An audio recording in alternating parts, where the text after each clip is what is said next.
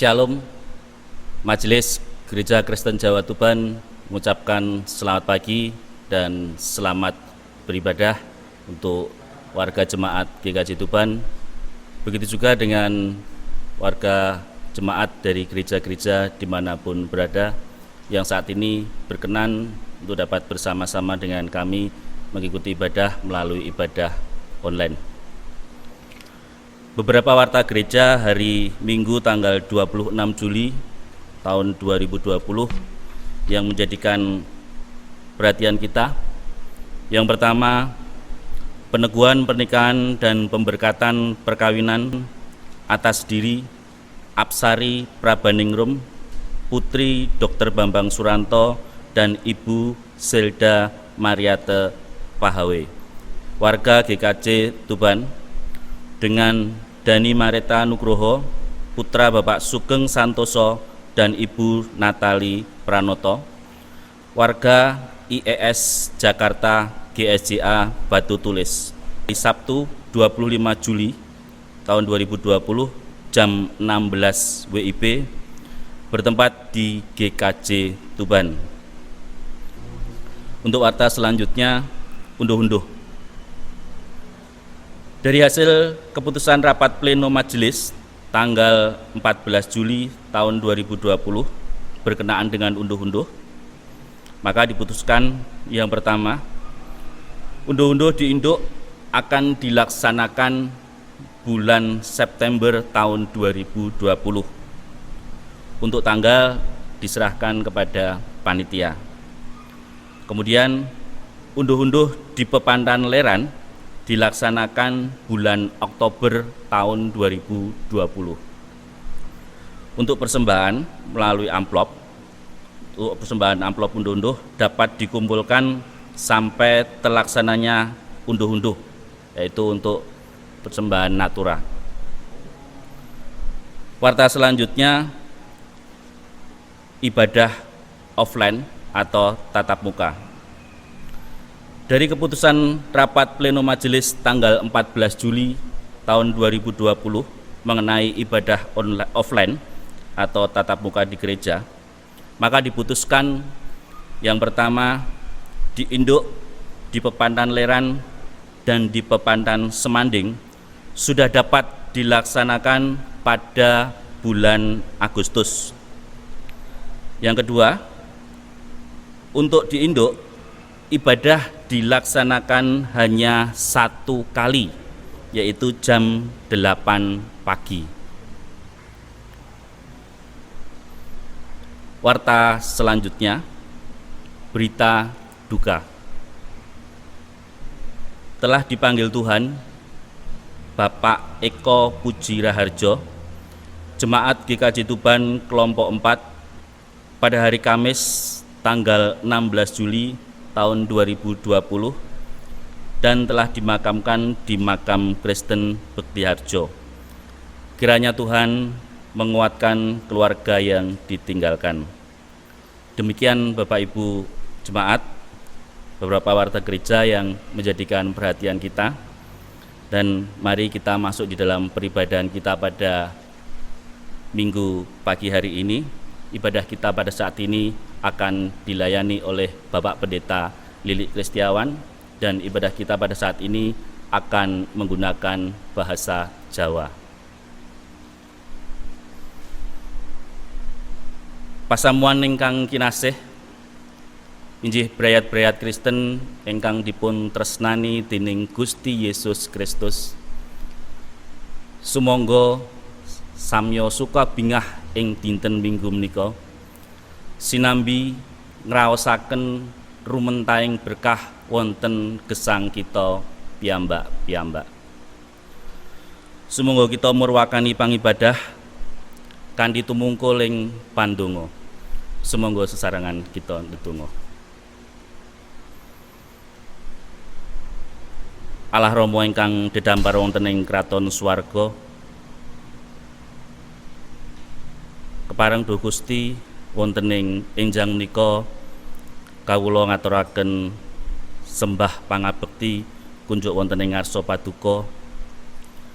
Kawula abdi-abdi paduka ngaturaken pamuji syukur lan pamatur nuwun awit sedaya sih kamiraan lan peparing paduka ingkang sampun kawula raosaken, ingkang sampun kawula tampi wonten ing gesang kawula sedaya. Wonten ing jam menika Duh Gusti, kawula sami sesarengan badhe pangibadah. Mugi paduka kersa rawuh ing sak tengah-tengahing kawula sedaya. Temah kawula sedaya saged saestu ngraosaken berkah paduka lumantar wonten ing pangibadah menika. Kawula masrahaken lampahing pangibadah menika wiwitan dumugi pungkasanipun namung wonten asta panguwas paduka. Wonten ing asma dalem Gusti kawula Yesus Kristus kawula ndedonga. Amin.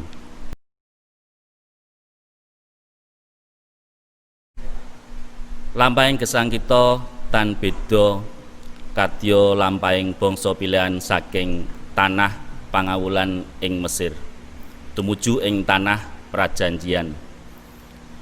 Ing margi datan uwal tansah ngadepi maneka warni rubeda. Pranyata Sang Yewah Allah Maha Setya tansah suka pitulung, pepenget lan berkah. Bab mekaten tansah kalampahan wiwit rumiyin samangke saha ing wekdal ingkang badhe dateng. Bab ingkang mekaten ugi sampun lan badhe tansah karaosaken wonten ing gesang kita sami. Awit saking menika sumangga samekta diri sumarah mring Gusti amurwakani pangibadah menika srana nelakaken pangajeng-ajeng kita lumantar pamuji wonten ing Kidung Pasamuan Jawi angka 19 pamuji kunjuk Gusti. Pasamuan katuran jumeneng.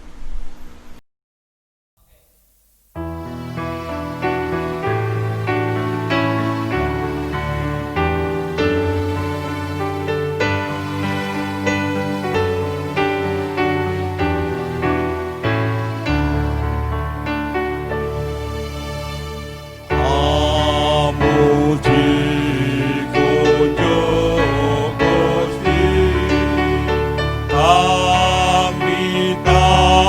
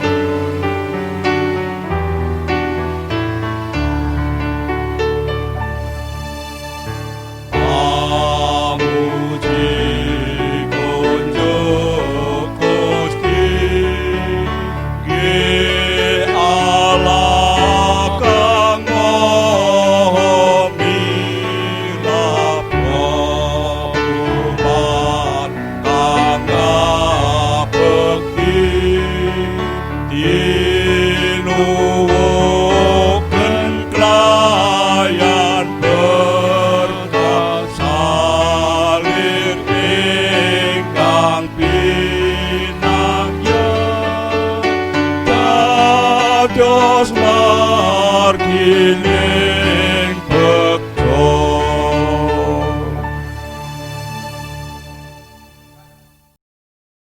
Pasamuan kagunganipun Gusti Yesus Kristus, sumangga kita lumebet wonten ing pangibadah kita enjing menika kanthi musik wonten ing manah kita piyambak-piyambak ingkang mekaten. Pitulungan kita menika pinangkanipun saking sawab berkahipun Allah Sang Rama ingkang anyipta langit, bumi lan saisinipun sarta ingkang tansah paring pangayoman ngantos ing pungkasaning jaman. Amin, amin, amin.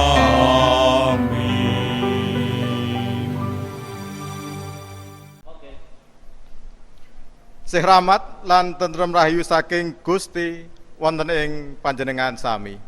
Wonten ing panjenengan ugi. Pasamuan katurasami lenggah. Gusti Allah nyipta manungsa injih kita sedaya saha paring berkah. Kita tinimbalan supados dados umatipun ingkang kadunungan integritas, utuh, jujur saha gadah tanggel jawab. Kita kedah budidaya supados saged gesang manut visi kratoning Allah. Bapak Ibu pasamuan, sumangga sesarengan sami ngidungaken kidung pasamuan Jawi angka 330 gangsal pada setunggalan kalih ana prau layar.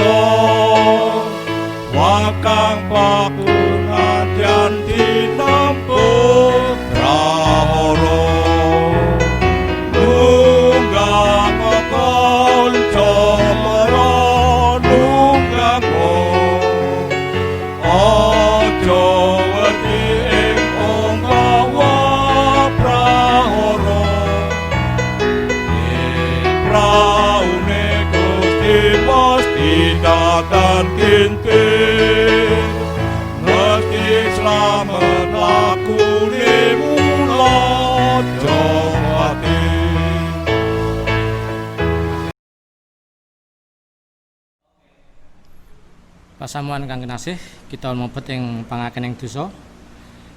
Gusti Allah ingkang nimbali kita, murih kita pikantuk rahayu punika. Gusti sumbering katresnan, panjenenganipun ngersakaken supados kita tansah gesang ing salebeting katresnan. Kados pangandika, Sira tresna marang Pangeran Allahira kalawan gumulunging atinira lan gumulunging nyawanira sarta gumulunging budinira yaiku angger-angger kang gedhe lan luhur dhewe.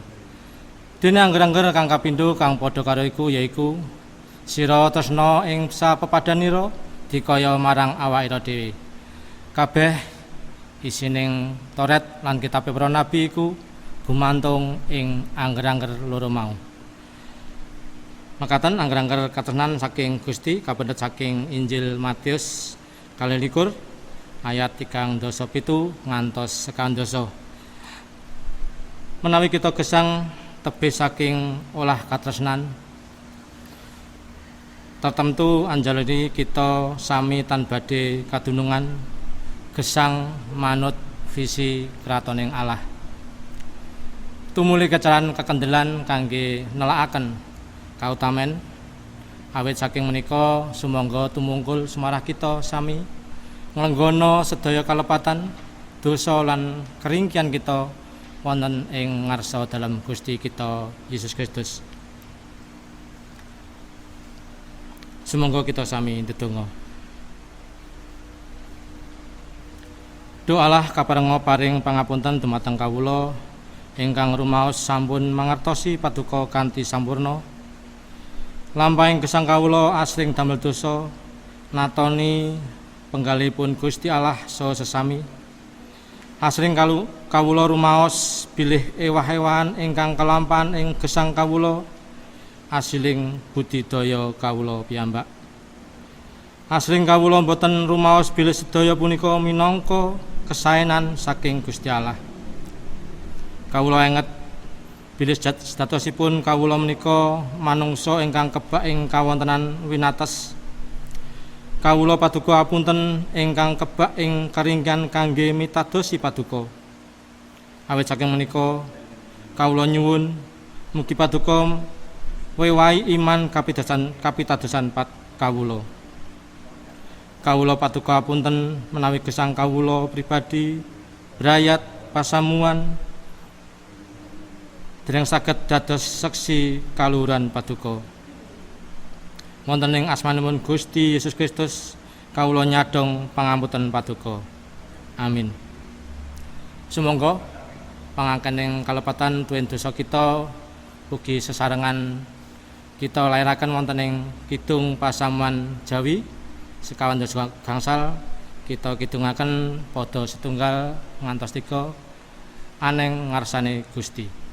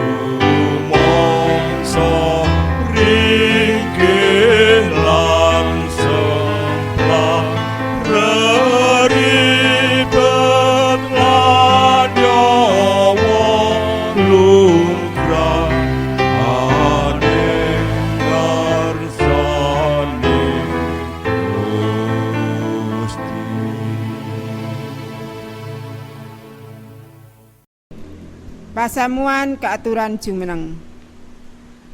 Gusti Allah setya ing janji. Pramila sumangga anampeni pawartos sih rahmat saking Gusti. Kados sinerat ing Yesaya 26 ayat 3 lan sekawan. Ingkang manahipun santosa paduka paringi tentrem rahayu. Amargi pitados dumateng paduka. Padha kumandela marang Sang Yehuwa ing saklawase. Awit Sang Yehuwa Allah iku gunung parang kang langgeng. Makaten pawartos sih rahmat saking Gusti Allah. Puji syukur kunjuk Gusti Allah. Sumangga kita sanggemi pawartos sih rahmat kanthi ngidungaken kidung pasamuan Jawi 100 kawan dasa sekawan wada setunggal kalih lan sekawan yen nunggil lan Gusti.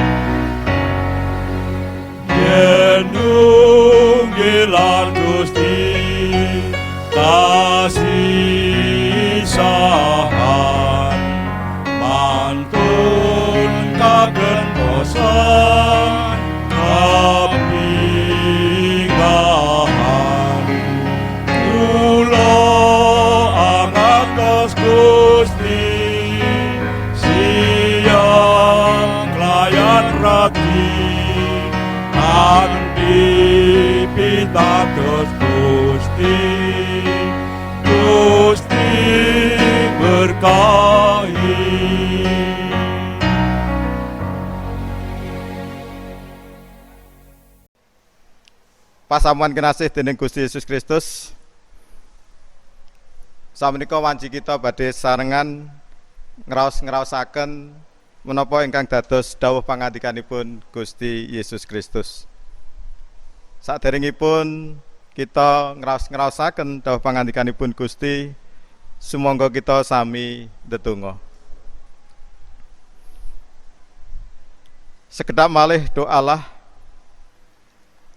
kawula badhe nampi lan ugi ngraosaken menapa ingkang dados berkah paduka ingkang ngawujud ingkang dados pangandika paduka.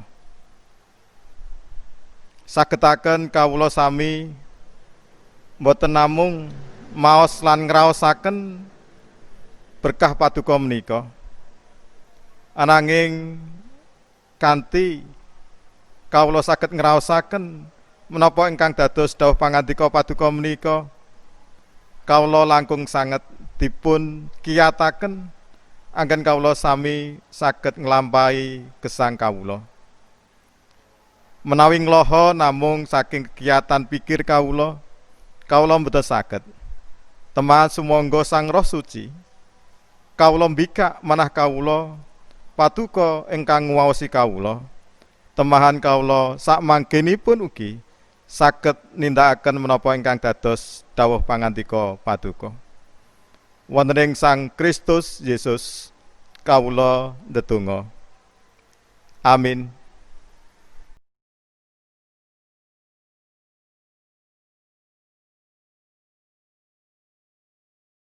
Wawasan ingkang kapisan kapendhet saking setunggal para raja bab 3 ayat gangsal dumugi 12 ingkang mekaten surasipun. Ana ing Gibeon iku Sang Hyang ngetingal marang Sang Prabu Sulaiman ing sadurunge supena ing wayah bengi. Gusti Allah ngandika, "Nyuwuna apa kang bakal sun paringake marang sira?" Sang Prabu Sulaiman banjur ngunjuk, "Paduka ingkang sampun ngatingalaken sekadarman ingkang ageng dumateng abdi paduka Rama Daud, Rama kawula, amargi sedherekipun wonten ing ngarsa paduka kalayan setya, leres lan jujur dumateng paduka. Sarta paduka sampun ngrestantunaken sekadarman ingkang ageng punika dumateng Rama. Paduka paringi anak ingkang linggih ing dampare wipun kados ingkang kelempang ing dinten punika. Milanipun sapunika Duliwah Gusti Allah kawula, paduka ingkang jumenengaken abdi paduka punika dados ratu ngentosi Rama Daud, Rama kawula. Sanadyan kawula tasih anem sanget lan dereng gadah pengalaman.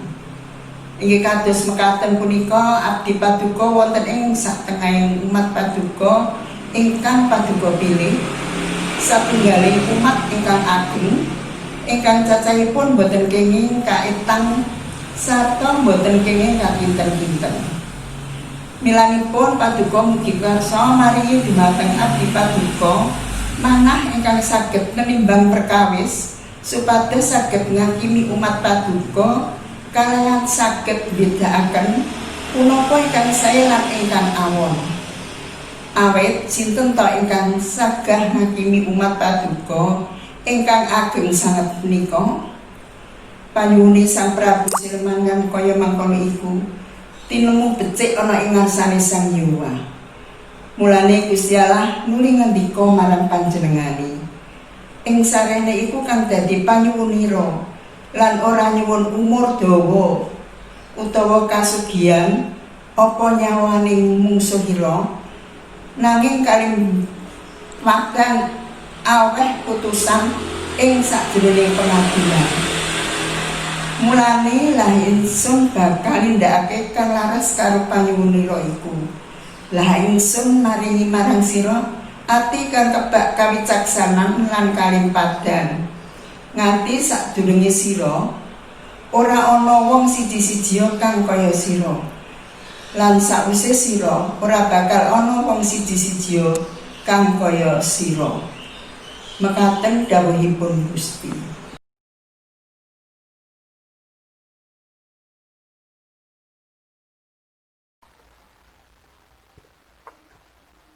Zabur 119 ayatipun 129 ngantos dumugi 136 mekaten surasipun. Dawuh pepanget-pepanget paduka punika elok, mila nyawa kawula ngestakaken punika. Kawedaripun pangandika paduka punika madangi. Paring pangertosan dhateng para tiyang ingkang bodho. Sangkem kawula ngakaken wiyar lan mangap-mangap. Awit ngorong kepingin dhateng pepaken-pepaken paduka. Paduka mugi karsa mirsani kawula saha karsa paring piwelas. Miturut sakpantosipun tumrap tiyang ingkang sami tresna dhateng asma paduka.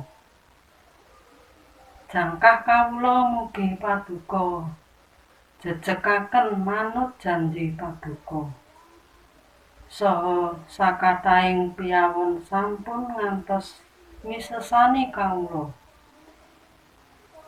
Kawula mugi paduka uwalaken saking panganiayaning tiyang supados kawula ngandhemi perintah-perintah paduka.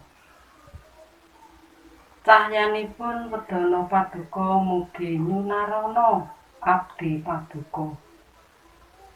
Sarta kawula mugi paduka ulang bab pranatan-pranatan paduka. Loh kawula crocosan kados ilining toya. Awit tiyang sami boten netepi angger-angger paduka. Amin. Rom 8 ayat 26 dumugi 39. Mangkono uga Sang Roh ya mbiyantu kita ing sajroning kapesan kita, awit kita padha ora sumurup apa kang sakbenere kita suwun ana ing pandonga. Nanging Sang Roh piyambak kang ndedonga kanggo kita marang Gusti Allah. Kanthi pasabat kang ora kena wini rasa. Sarta Gusti Allah kang niti priksa sajroning ati, mirsa kersane Sang Roh yaiku menapa anggone ndedonga kanggo para suci nyondongi kersaning Gusti Allah. Saiki kita padha sumurup yen Gusti Allah uga makarya ana ing samubarang kabeh. Jalari becike wong kang padha tresna marang panjenengane yaiku para kang tinimbalan miturut ing pepestening Allah. Marga kabeh wong kang wis kapilih wiwit ing sakawit dening panjenengane iku ya katantokake wiwit ing sakawit dadi padha modhe rupa citraning Kang Putra, supaya Kang Putra iku dadi pembayun ana ing antarane sedulur akeh. Sarta wong kang padha katantokake wiwit ing sakawit iku ya padha katimbalan. Lan kang wis padha ditimbali iku ya padha kabenerake. Apa dene kang wis kabenerake iku ya padha dimulyakake. Kang iku apa kang bakal kita gunem tumrap kabeh mau? Menawa Gusti Allah ana ing pihak kita, sapa kang bakal nglawan kita? Kang ora ngeman Kang Putra piyambak, nanging malah nganti dipasrahke kanggo kita kabeh. Apa iya kelakon ora maringake sambarang kabeh marang kita barang kang panjenengane? Sapa kang bakal ngugat para pepilihaning Gusti Allah? Apa Gusti Allah kang benerake wong-wong mau? Sapa kang bakal matrapi paukuman? Apa Sang Kristus Yesus kang wis seda? Malah luwih saka iku, apa kang wis kawungake kang lenggah ana ing saktengening Gusti Allah? Kang malah dadi pengemban kita. Sapa kang bakal megatake kita saka ing sing Sang Kristus? Apa panganiaya, apa peking ati, apa panguyaya, apa kaluwen, apa kawudan, apa bebaya, apa pedang, kaya kang wis katulisan. Margi saking paduka kawula sami wonten ing saklebeting bebaya pecah sedinten muput. Kawula sami kaanggep dados mindha sembelihan. Nanging mungguing bab iku mau kabeh kita padha ngungkuli wong kang padha menang jalaran saka panjenengane kang wis ngasih kita. Sebab aku mesthekake sanajan pati utawa urip, para malaikat apa para panguwasa kang saiki ana utawa kang bakal ana, apa para panguwasa kang ana ing dhuwur utawa ing ngisor, lan sadengah titah liyane ora bakal bisa megatake kita saka ing sing Gusti Allah kang ana ing Sang Kristus Yesus Gusti kita. Mekaten pangandikanipun Gusti. Wawasan Injil wonten ing pangibadah kita injing menika kapendhet saking Injil Matius 13 ayatipun 3:1 dumugi 3:3. Kalajengaken ayat 51 dumugi ayat 50 kalih. Mekaten ingkang dados ijemanipun. Ana maneh pasemon kang digelarake marang wong-wong mau. Pangandikane,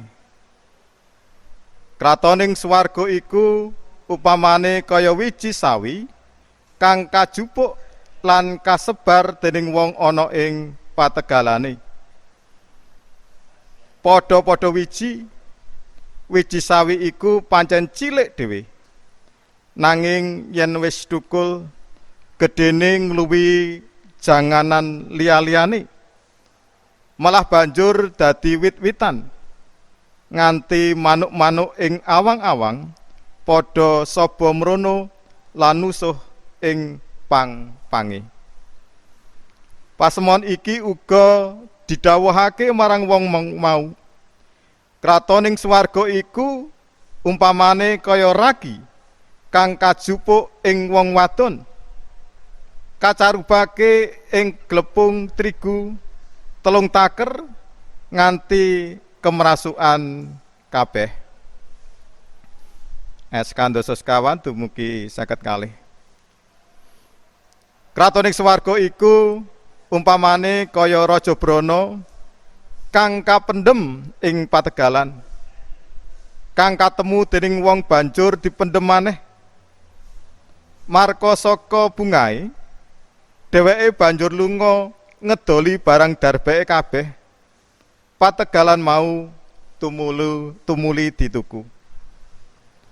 Mangkono maneh kratoning swarga iku umpamane kaya dene wong dagang kang golek mutiara kang adi. Bareng wis oleh mutiara kang banget ajine, banjur lunga ngedoli barang darbeke kabeh. Mutiara mau nuli dituku. Karo dene meneh kratoning swarga iku upamane kaya krakat kang ditibakake ing segara banjur ngumpulake iwak warna-warna. Bareng wis kebak banjur digeret mentas menyang ing gegisik. Wonge tumuli padha linggih mili iwak-iwak kang becik sarta diwadahi dene iwak kang ora becik dibuang. Ya kaya mengkono kanane besok ing wekasaning jaman. Malaikat-malaikat bakal padha teka misahake para wong kang ala saka ing tengahé para wong mursid. Padha kacemplungake ing pawon murup. Ing kono kang tinemu panangis lan keroting untu. Kowe apa padha mangerti iku mau kabeh? Atur wangsulane para sekabat. Inggih Gusti. Gusti Yesus banjur ngendika, mulane saben ahli Taurat kang nampani piwulang bab kratoning swarga iku umpamane kaya wong kang duwe omah kang metokake barang anyar lan barang lawas saka ing pasimpenane.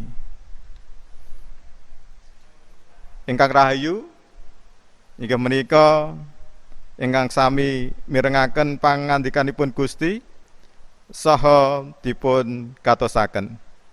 Haleluya.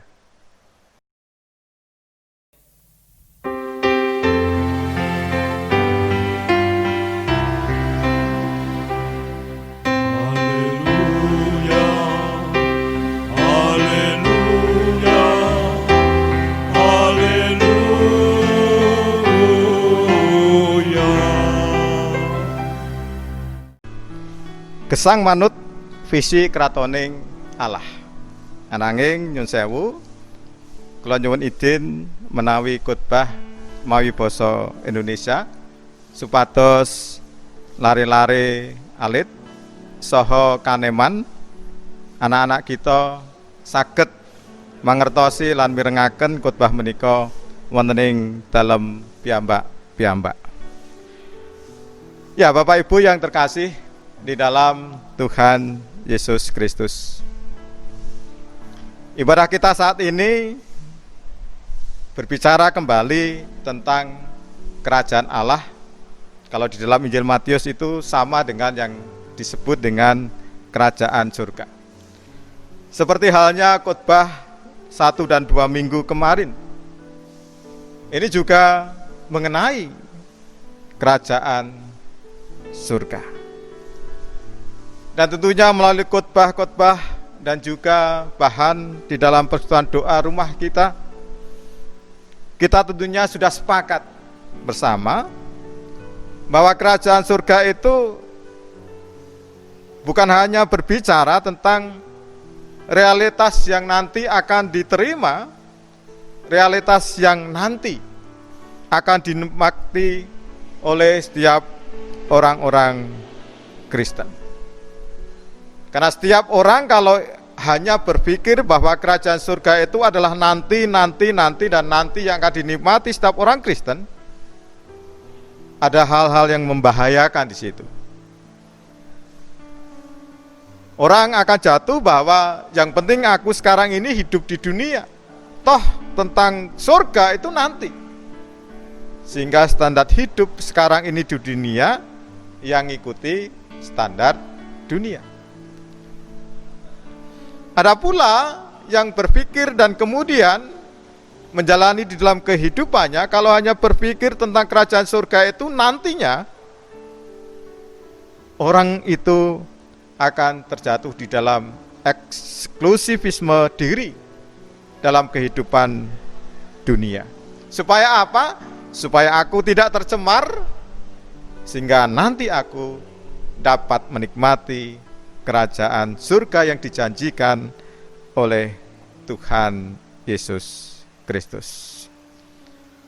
Tetapi kerajaan surga, sekali lagi, tidak hanya bicara tentang nanti, tetapi bicara tentang sesuatu yang sudah dan yang sedang terjadi sekarang ini, di mana hidup manusia itu diperintah oleh Allah. Allah sebagai raja di dalam kehidupan sepenuhnya. Jadi kita bisa merasakan kalau hidup kita tenang, selalu ada di dalam rengkuhan Tuhan, mengikuti apa yang menjadi kehendak Tuhan. Itulah saat ini di sini kita merasakan yang namanya kerajaan surga. Sehingga jemaat yang terkasih dalam Tuhan Yesus Kristus, manusia atau yang bisa disebut dengan orang percaya, tentunya kita semuanya yang sudah percaya dan mempercayakan hidupnya kepada Tuhan, ketika melihat mendengar tentang yang namanya kerajaan surga, hidup kita, hidup orang percaya harus memiliki standar hidup. Di sini bukan hanya prinsip dan nilai, tetapi yang dilakukan, yang berlaku di dalam kerajaan Allah tersebut. Atau kita maksud di sini adalah visi kerajaan Allah. Yang digambarkan di dalam bacaan kita saat ini oleh Tuhan Yesus Kristus dengan perumpamaan-perumpamaan, terutama di dalam Injil Matius 13 ayat 31 sampai 33 dan ayat 44 sampai ayat 52 yang telah kita dengar dan telah kita baca tadi. Yaitu yang pertama mengenai biji sawi dan ragi, yang kedua mengenai harta di ladang dan mutiara yang indah, dan yang berikutnya adalah mengenai pukat yang mendapatkan ikan yang baik dan tidak baik. Mari kita kupas satu persatu perumpamaan Yesus yang ingin menggambarkan tentang kerajaan surga yang menjadi standar hidup kita untuk bisa hidup di dalam visi kerajaan Allah. Yang pertama, biji sawi dan ragi.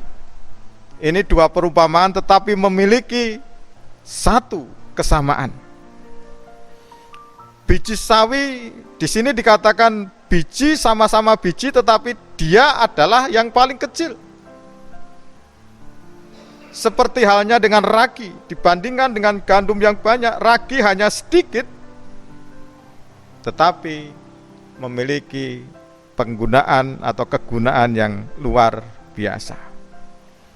Ini ingin menggambarkan tentang sesuatu yang kecil, ingin menggambarkan sesuatu yang sederhana.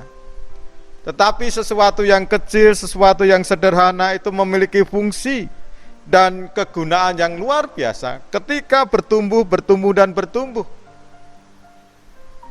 Sehingga biji sawi yang besarnya hanya mungkin 1 mili, dia bisa bertumbuh dan besarnya melebihi sayuran yang lain, sehingga dia bisa menjadi tempat berkumpul burung. Ragi yang sedikit bisa menghamiri, bisa menggembungkan adonan tepung yang banyak. Nilai apa yang bisa didapat di sini? Di sini kita sedang diajak untuk tidak berpikir tentang sesuatu yang luar biasa.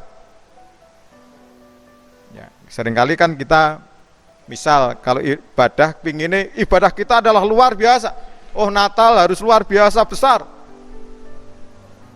Dan kegiatan-kegiatan lain adalah sesuatu yang harus besar.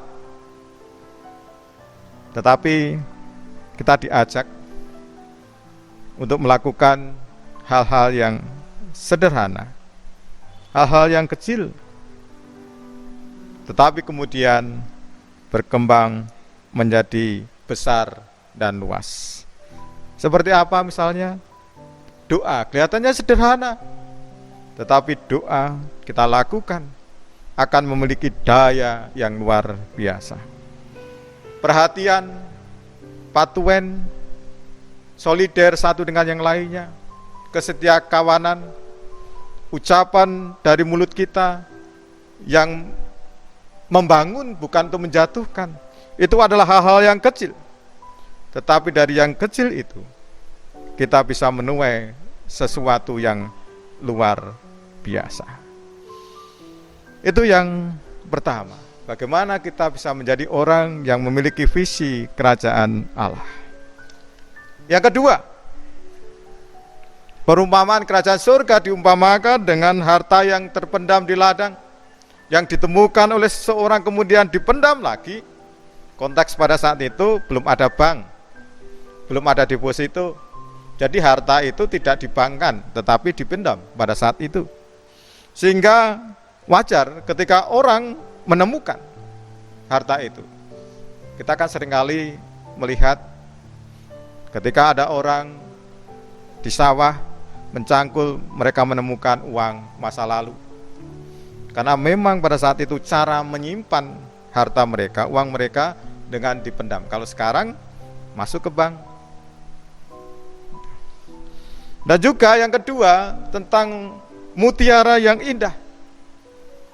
Orang yang bersusah payah untuk bisa mendapatkan mutiara, dan ketika mutiara yang indah itu didapatkan, kemudian mereka itu ada dua ini. Orang yang menemukan harta di ladang dan orang yang menemukan mutiara yang indah itu pulang ke rumah, menjual harta milik mereka, kepunyaan mereka, kemudian hasil harta, menjualkan harta itu membeli untuk membeli ladang, membeli mutiara yang indah itu. Apa arti ini untuk kita? Di sini kita diajak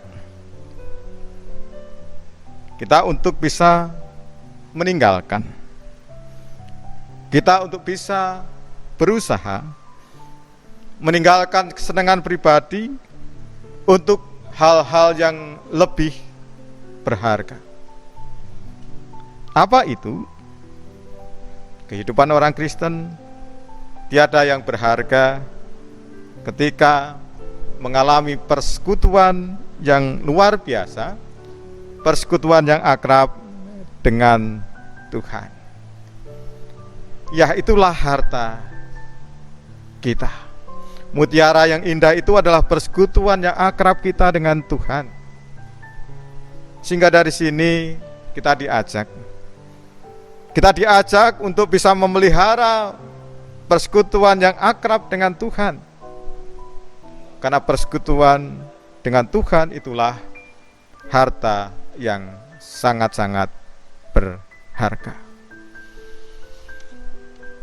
Perumpamaan kerajaan surga yang terakhir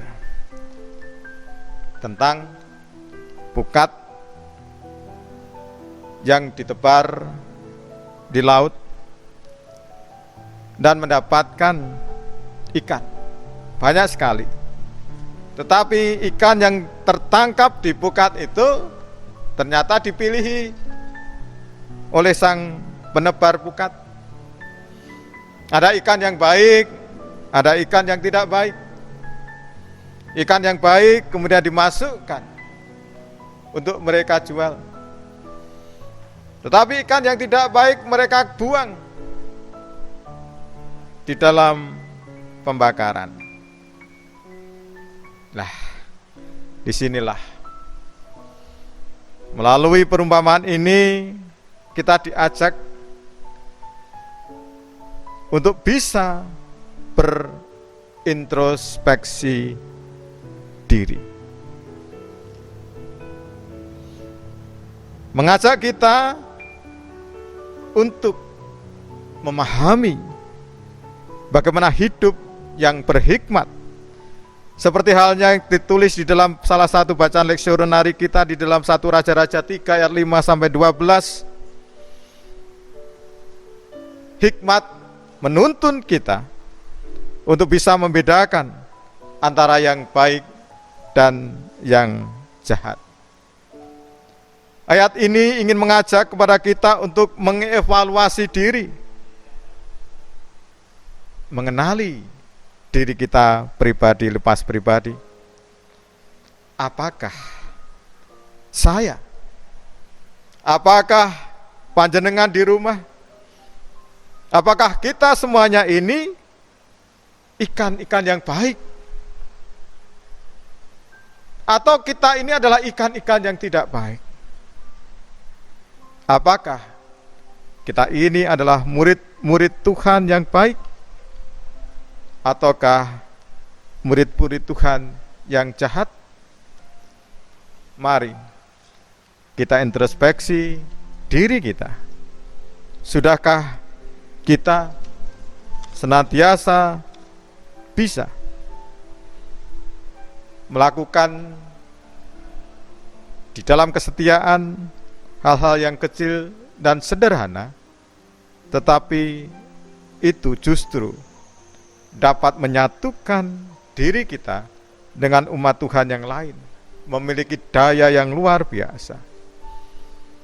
Apakah kita senantiasa bisa bertekun melakukan pekerjaan-pekerjaan Allah?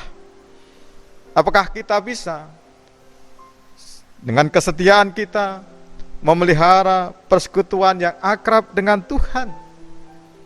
Dan yang terakhir, seringkah kita bisa mengevaluasi diri kita? Aku ki sakjane iwak sing apik apa iwak sing ala? Aku iki sakjane wis suwe nderek Gusti Yesus, sudah lama ikut Tuhan Yesus.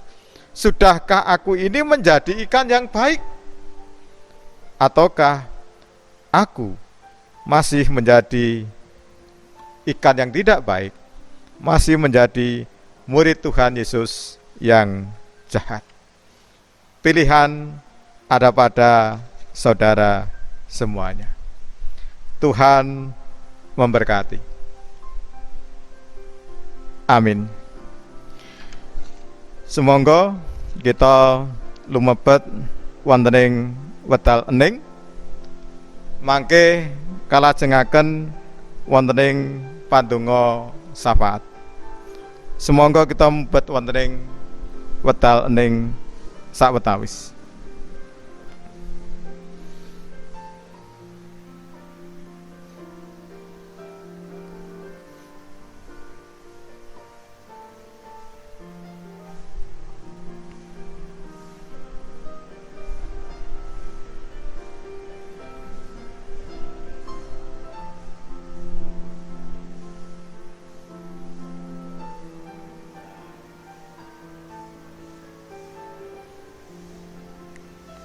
Paduka sampun nimbali kawula Gusti, supados kawula gesang menika manut visi kratoning Allah. Kraton swarga, kratoning Allah mboten namung babakan ingkang sakmangke badhe kawula tampi, ananging ingkang sampun lan sakmenika ugi kawula lampahi.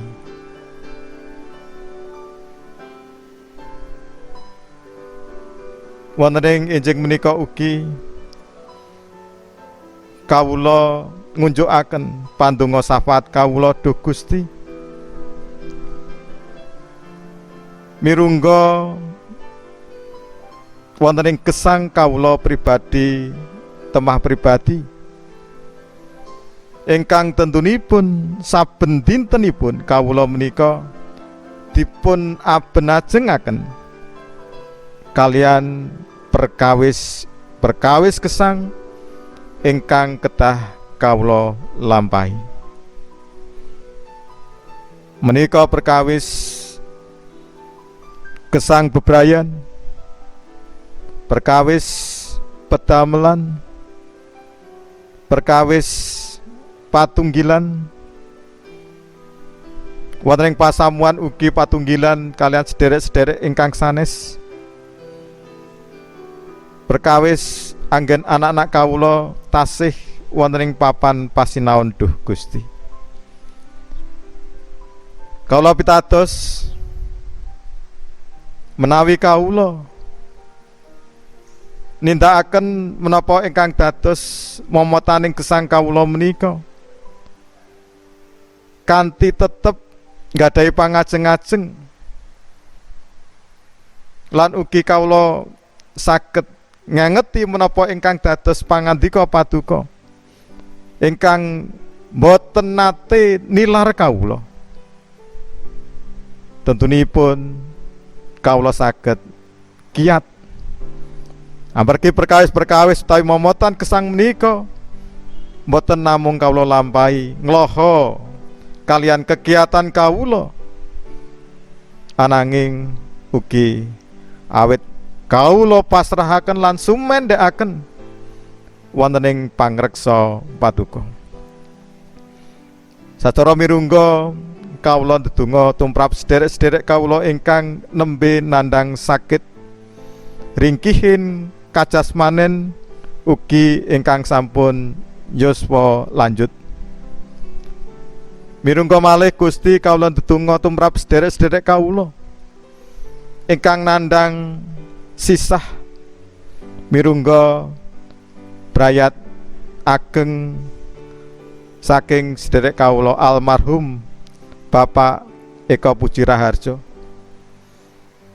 ingkang sampun dipun tilar dening ramanipun, semahipun, simbah kakungipun. Mugi paduka tansah paring kegiatan lan panglipur doalah. Temahan ugi anggen lajengaken gesang sanadyan sampun boten kalian ramanipun, semahipun, simbahipun, ananging tetep nggadahi pangajeng-ajeng wonten ing paduka duh Gusti. Gusti menawi sakmangke wulan Agustus ugi kawula badhe ngawontenaken pangibadah tatap muka wonten ing gereja menika sanadyan winates ingkang dados wujuding pepinginan kawula anggen kawula saged tetunggilan. Kawula nyuwun paduka tansah njagi kawula, tansah paring kegiatan kesehatan lan kesagetan supados anggen kawula menika sami ngawontenaken pangibadah wonten ing gereja, wonten ing papan pangibadah menika mboten dados klaster anggen kawula nyebaraken pandemi Covid-19. Temahan Gusti menapa ingkang dados pepinginan kawula menika saged kasembatan kawula ngibadah sarengan, ananging kawula ugi saged mutus rantai panyebaran pandemi Covid-19 ingkang sak menika nembe kelampan wonten ing donya menika. Gusti kalau gintungga tumrap pasamuan paduka ing GKJ Tuban, pradatanipun pasamuan ingkang tansah kepingin lelados lan ngladosaken menapa ingkang dados sagedipun wonten ing ngarsa paduka tansah paduka jagi ugi. Makatan ugi bangsa lan negari kawula anggenipun sami pengin sesarengan bangun supados Indonesia mboten terpuruk awit kawontenan pandemi Covid-19 menika.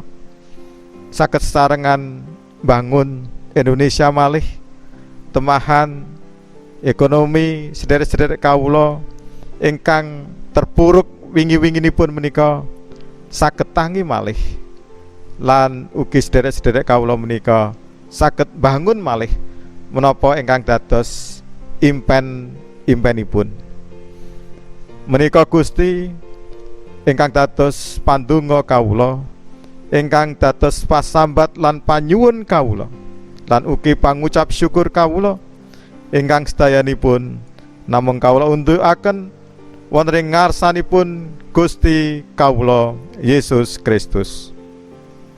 Amin.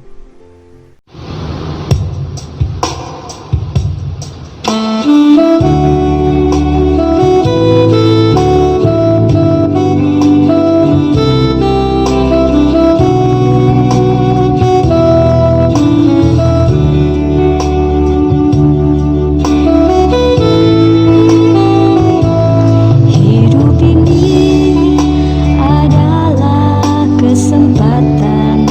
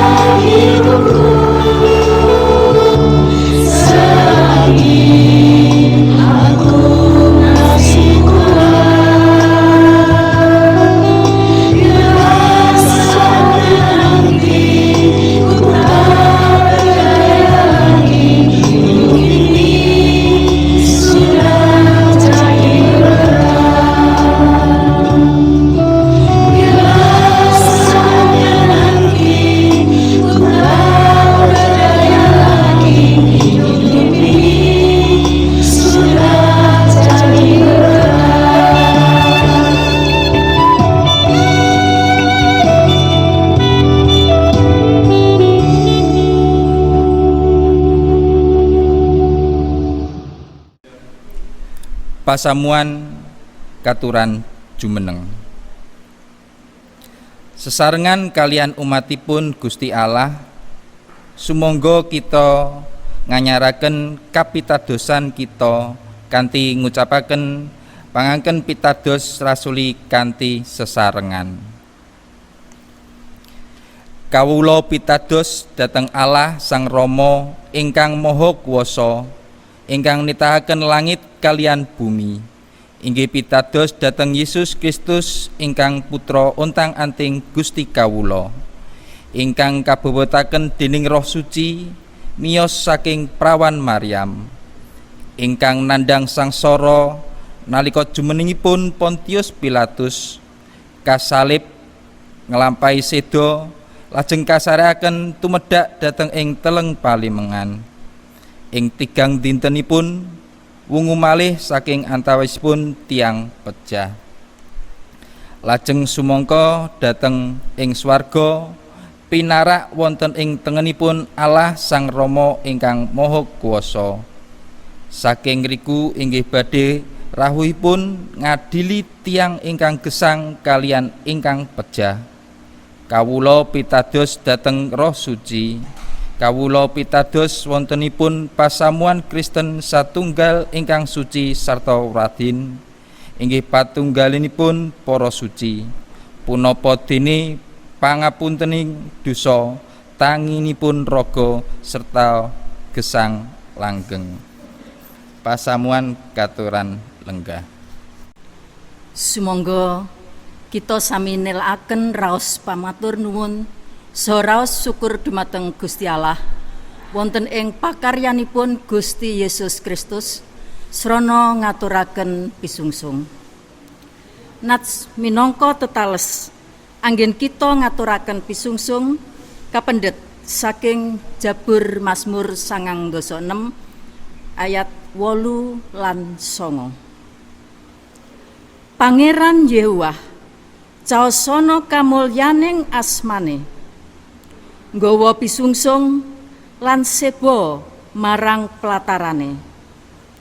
Padha sujuda marang Sang Yehuwah kalawan manganggo kasucen. He sawrataning bumi kabeh, gumetera ana ing ngarsane. Anggen kita badhe atur pisungsung sumangga kita sarengi kanthi pamuji kidung pasamuan Jawi 123 Kawula Bombong Gusti.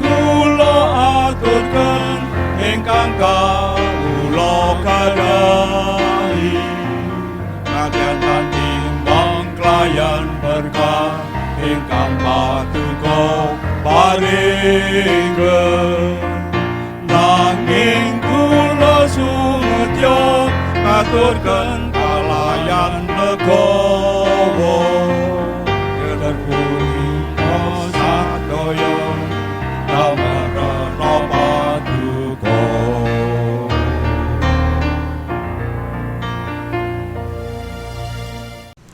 Pasamuan kaaturan jumeneng sumangga pisungsung menika kita aturaken wonten ing pandonga. Allah Rama kasuwargan, ing wekdal menika kawula ngaturaken panuwun syukur kawula lumantar pisungsung ingkang sampun kawula kempalaken. Mugi paduka kepareng nampi lan berkahi pisungsung kawula menika. lan kawula sageda misungsungaken gesang kawula kagem kaluhuraning asma Paduka. Paduka ugi agem kawula dados lantaraning berkah tumrap sedaya tiyang. Paduka tuntun pradataning pasamuan ingkang ngrigenaken pisungsung menika sageta nindakaken manut pangreh Paduka. Kawula ugi nyuwun pangapunten Gusti, mbok bilih wonten dosa ingkang sumela salebeting kawula atur pisungsung. Makaten Gusti atur panuwun kawula kasampurnanipun kunjuk ngarsa Paduka lumantar Gusti kawula Yesus Kristus. Amin.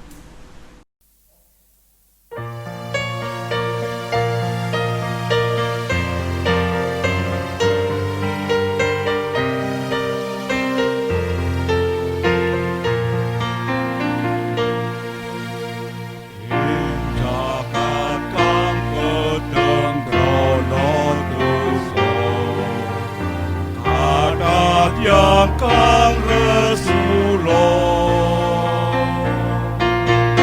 karena panandang samyong resah iwa semplang ing mana sumangga Gusti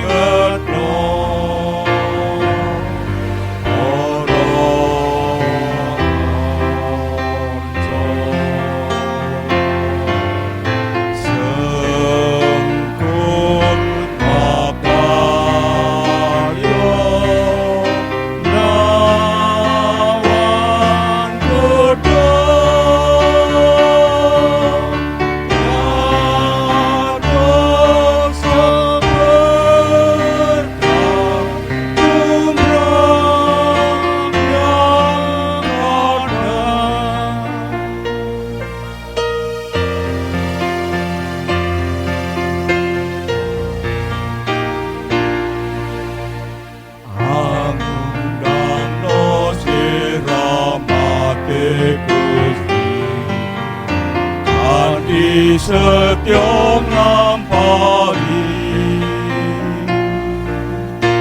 margining luar saking sangsara samya raharja sumangga Gusti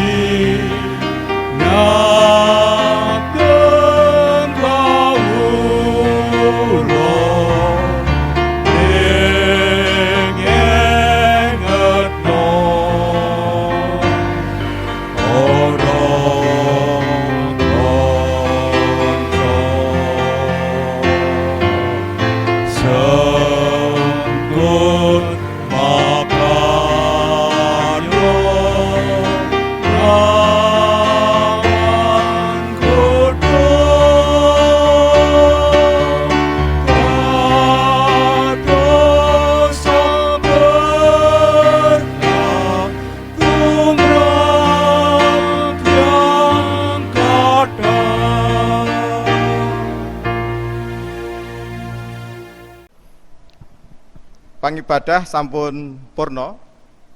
Sumangga sami wangsul kanthi tansah nyadong berkahipun Gusti. Sih rahmatipun Gusti Yesus Kristus mugi wonten ing kita sedaya. Amin.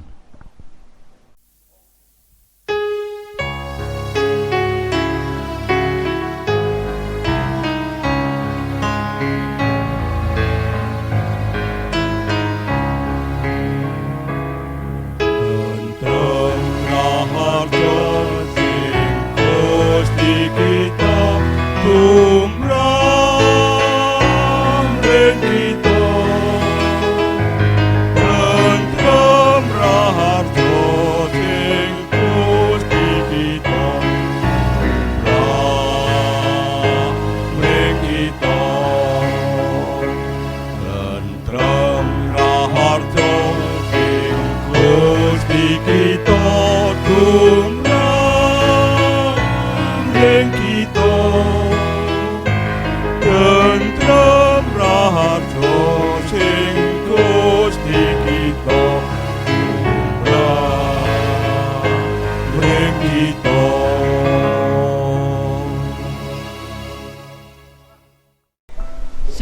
dinten Minggu Gusti amberkahi.